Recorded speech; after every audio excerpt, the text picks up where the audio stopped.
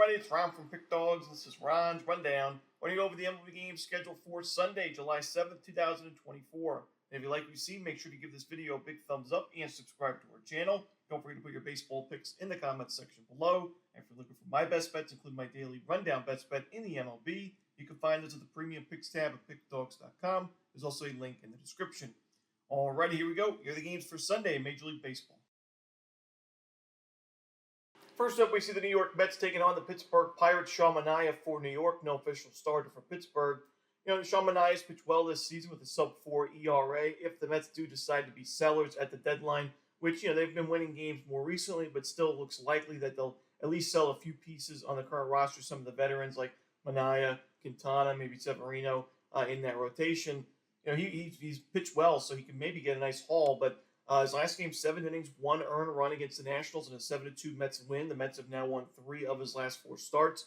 And, Manaea's pitched pretty well on the road, a 2.82 ERA and 38 1/3 innings away from Citi Field. And the Pirates' numbers against lefties have not been great overall, but in the last 30 days especially, I think Manaea pitches pretty well. We'll have to wait and see who the official starter is for Pittsburgh, but right now I'm leaning towards the Mets on the money line. Next up, we see the Philadelphia Phillies taking on the Atlanta Braves. Michael Mercado and Reynaldo Lopez are your starters. Mercado's pitched well so far. It's only been 2 outings and only 6 innings of work combined, but he went 5 innings of 1-run ball with 4 strikeouts in the 6-4 Phillies win in his last game against the Chicago Cubs. And I've mentioned the regression concerns for Reynaldo Lopez. We're starting to see it big time recently. He's not pitching deep in the ball games. The control's been off. Now back-to-back starts with 4+ walks. And he gave up 2 home runs against the San Francisco Giants in that last start on July 2nd. And Atlanta was a big, I think, minus 200 favorite by the closing line, and they lost that game outright 5-3 the final.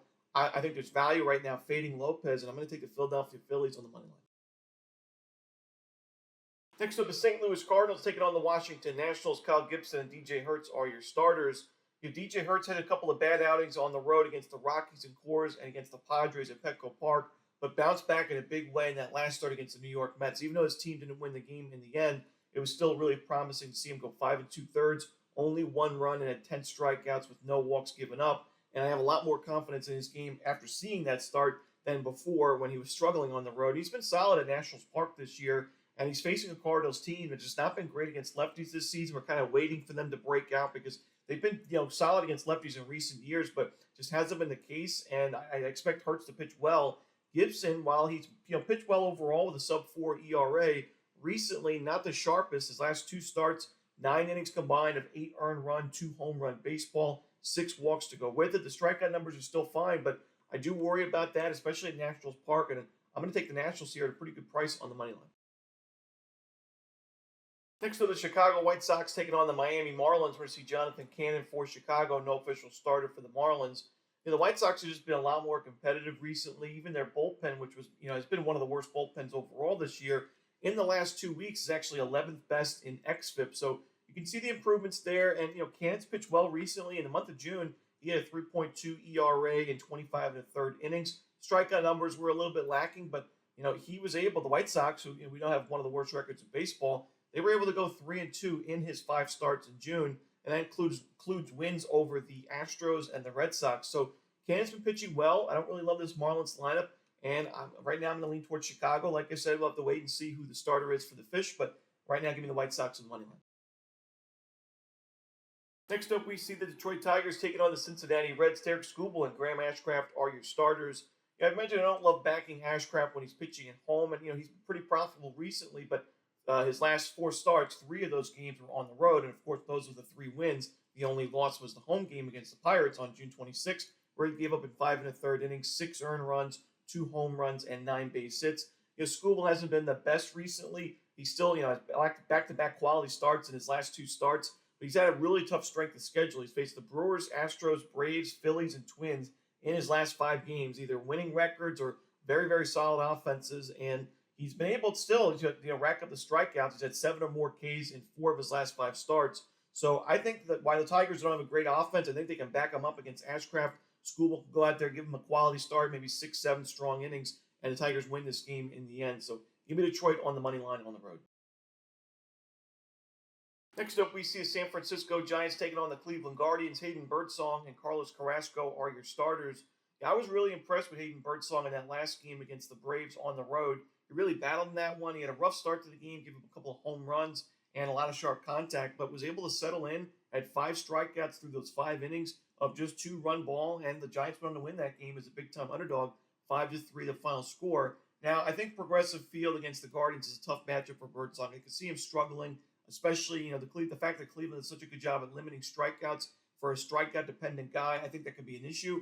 But I still think with Carrasco on the other side and the Giants bullpen improving, the lineup being solid recently, I think there's value with San Francisco in this game in the end. And right now I'm leaning towards the Giants on the money line and the over as well. I think we do see a higher scoring game, especially in the first 5 innings. I think the first 5 over is definitely worth a look in this one. Next up, we see the Houston Astros taking on the Minnesota Twins. We're going to see Spencer Arrighetti and Simeon Woods Richardson as your starters. Arrighetti's had an inconsistent rookie season in 2024. I don't think he's pitched anywhere near as poorly as the ERA may suggest. He's just had a few, miserable starts that have really tanked his ERA. Like that last game against Toronto where he gave up the 6 runs, against Detroit not too long ago where he gave up the 7 runs. Outside of those, really bad outings, he's put together mostly strong performances for the Astros. A lot of games where he's given up 3 earned runs or fewer. So it's tough to know what you're going to get, but I do know this is a really tough matchup for him on the road against the Minnesota Twins that have been red hot offensively against lefties, against righties, and with Arrighetti, kind of struggling recently. I don't really love this matchup for him. I do think eventually he'll get back to the form that we saw in the month of May, but right now I got to go with the Twins in this spot because even though I don't love Simeon Woods Richardson, he's still been a very profitable pitcher. The Twins are 10-4 in his 14 starts this year. I could see him giving up a few runs, but the Twins bats backing him up, and then you go to that bullpen, which in the last 2 weeks the Twins have the best bullpen in terms of xFIP. So I got to go with the Minnesota Twins in this game on the money line. Wouldn't be surprised to see another high-scoring game in the series, but give me Minnesota. Next up, we see the Los Angeles Angels taking on the Chicago Cubs. Jose Soriano and Hayden Wesneski are your starters. I don't love backing Hayden Wesneski as a starting pitcher, and we've seen the last 2 games he got the starts for the Cubs against the Giants and the Phillies. Both of those ended up being losses for Chicago, and he gave up in 9 innings of work combined. 8 earned runs, 4 home runs, and 4 walks to go with it. The strikeout numbers were there, but I still don't love what I'm seeing from Wesneski. And, Soriano wasn't his best in his first start back from the injury, but I still think he is the best option in this Angels rotation this year. And I think he pitches well enough here at Wrigley for the Angels to grab a win on the road. So give me the Halos on the money line in this one.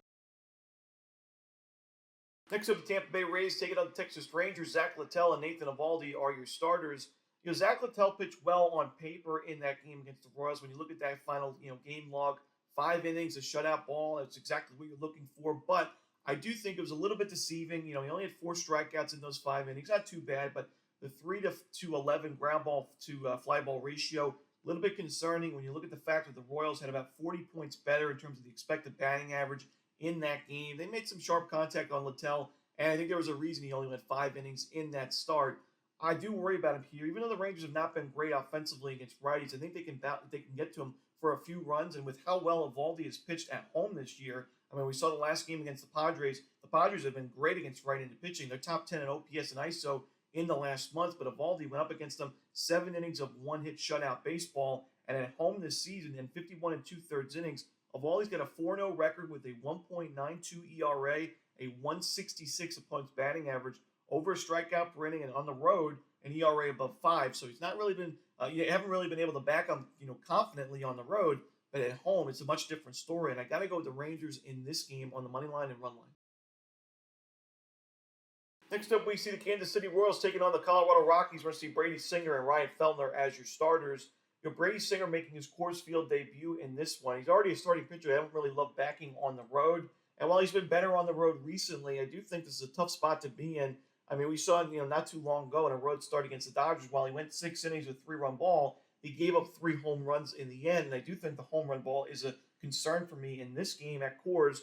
Feltner has not been great this season, but he really bounced back in that last game against Milwaukee. 5 innings of 1-run ball. That was at Coors Field, so it's definitely a promising outing. And even before that on the road, a quality start against the Houston Astros. Now, the Rockies lost both of those games, but I do think they're going to get the run support for Feltner in this one against Singer. And I think there's a lot of value on the Rockies in a spot like this. They've been a really competitive team at home. We've backed them plenty of times recently in the premium area, and I like them in this spot on the money line. Next up, we see the Baltimore Orioles taking on the Oakland Athletics. Grayson Rodriguez and Mitch Spence are your starters. Gray Rod struggled against the Astros back on June 21st. He got shelled in that game. Seven earned runs, 9 base hits in that 14-11 high-scoring game. But he bounced back in a big way in the next start against Cleveland. 7 innings, 2 runs in a victory for the O's. And then again against the Seattle Mariners in his most recent game. He was pumped up after getting a big strikeout towards the end of his outing. He went 6 1/3 innings, 8 strikeouts, and a 2-0 Orioles win. The Orioles have won 4 of his last 5 games. And a lot of those have been on the run line. I like him on the run line in this one as well. Mitch Spence put together a pretty good outing, actually. It was a tough spot to be in against the Angels because he already faced the Angels the previous week, and he struggled against the Angels in that last start. 6 earned runs given up, but he bounced back. I still don't love him in this spot against, arguably the best lineup in baseball against right-handed pitching, and I think the O's do enough here to win and cover the run line. So give me Baltimore on the run line. Next up, the Arizona Diamondbacks taking on the San Diego Padres. Ryan Nelson and Dylan Cease are your starters. We've talked about how Ryan Nelson has really struggled at Chase Field, but he's been solid on the road, and we've seen that recently. However, he's also struggled mightily against these San Diego Padres, and he's faced them twice this year so far. One of those games was at Chase Field, and the other one was on the road. He actually pitched worse on the road at Petco Park than he did at Chase Field. His first game was the game at home. He went back on May 5th. 5 innings, 4 earned runs, and a home run. Not miserable, but certainly not great.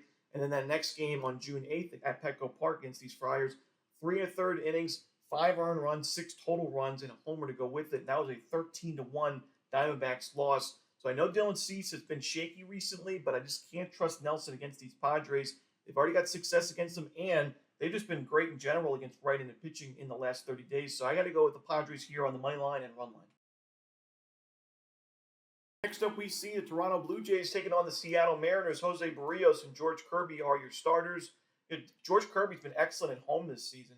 We've faded him a few times on the road because he's got that ERA above 4, but at T-Mobile Park at 48 2/3 innings, 53 strikeouts, 2.4 ERA, 5-2 winning record, 210 opponents batting average. He's been really solid at home, and especially recently. His last game against a very tough lineup at the Baltimore Orioles, even though it was a loss in the end, Kirby did his part. He went 6 1/3 innings of 2-run ball, and he kept the ball on the ground at a 12-8 ground ball to fly ball ratio, exactly what you want to see. I think Kirby pitches well. I think the Mariners can get to Barrios, even though I don't love this Mariners lineup. The fact is, this is a team that leads the league in strikeout percentage this year, and Barrios' strikeout numbers have just really plummeted this season. 109 innings of work, 77 Ks. It's just not going to get it done. He only had 1 in 5 innings in that last game against Houston. So if he's not missing bats, even though the Mariners strike out left and right, I don't know if he's going to be able to get those Ks, and I think the Mariners can make him pay for it. I'm going to go with the Mariners in this game on the money line and run line. Next up, we see the Milwaukee Brewers taking on the Los Angeles Dodgers. Dallas Keuchel for Milwaukee, no official starter for the Dodgers. Keuchel actually pitched pretty well in that last game against the Rockies at Coors Field, but I still don't love him in this spot at all. I don't really think that Keuchel is a viable starting pitching option at the major league level anymore, and I think the Dodgers can take advantage. This is a Dodgers team that's ranked 3rd in baseball in team OPS against lefties in the last month. Even better in isolated power. Very low strikeout rate at 17%. And, Keuchel, like I said, he improved in that last game against the Rockies, but he's still given up 3 home runs in his first 9 1/3 innings. His strikeout numbers have been there so far. I don't expect that to be the case for much longer. He's really not a guy that can miss a lot of bats because the velocity's not really there, the movement's not really there in his pitches. And to me, I think the Dodgers really get to him early and often in this one. So we'll have to see who the official starter is for the Dodgers. Maybe just take the team total over, but I still like the Dodgers to win this game in pretty comfortable fashion. So give me the Dodgers laying in 1.5 runs. And finally, we see the biggest rivalry in sports on Sunday Night Baseball on ESPN. The Boston Red Sox and the New York Yankees. Cutter Crawford and Luis Gil are your projected starters. Now, Luis Gil's put together an excellent rookie campaign this season. However, he has struggled in his last 3 starts in all 3 of those games, and all those were Yankees losses, and 2 of those were blowout losses, 17-5 and 12-2. I do think Gil eventually will find his game again, but right now it's just really tough to back him when you look at the fact that the Yankees overall have just not been a great team recently. The Red Sox have played well against them this year, very competitive series. And, Gil, his last game, 4 innings, 4 runs, a home run, 3 walks to go with it. He's missing inside the zone and outside the zone, giving up a lot of sharp contact. Cutter Crawford's also given up a lot of sharp contact recently and a lot of home runs. But other than these solo shots here and there, he's been able to get out of trouble. He's still racking up the strikeouts, and the Red Sox have now won 2 of his last 3 starts.